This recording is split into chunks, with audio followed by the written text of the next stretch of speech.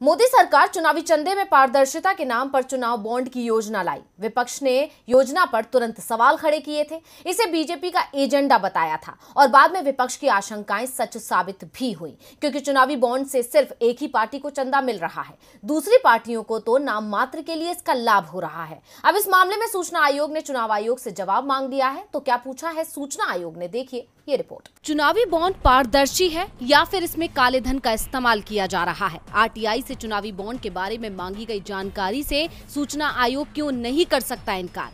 ये वो सवाल हैं जो केंद्रीय सूचना आयोग ने चुनाव आयोग से किए हैं। बता दें कि चुनावी बॉन्ड को लेकर आरटीआई के तहत मांगी गई जानकारी देने के मामले में केंद्रीय सूचना आयोग और चुनाव आयोग आमने सामने आ गए हैं।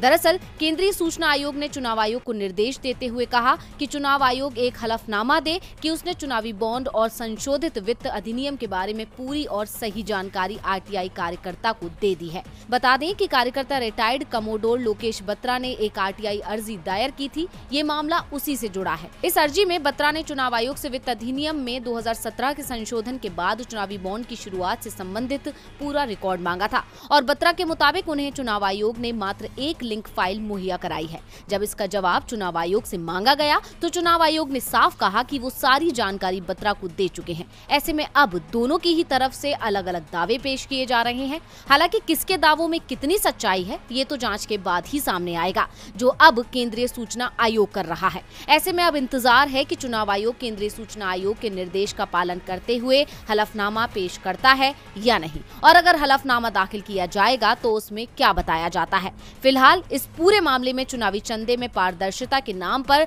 चुनाव बॉन्ड की योजना लाने वाली मोदी सरकार घिर गई है।